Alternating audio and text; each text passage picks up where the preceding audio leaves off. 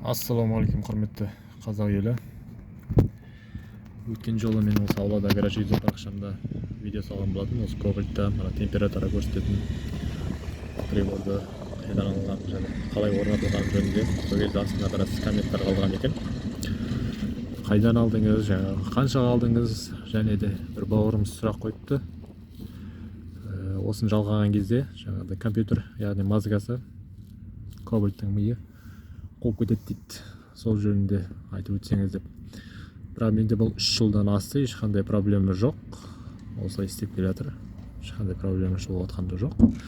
Бұны біз осы Орал қаласында, батыс Қазақстан Орал қаласының Карсетиден алған болдым. Ешқандай магазин, любой қаланың магазиндерінде бар.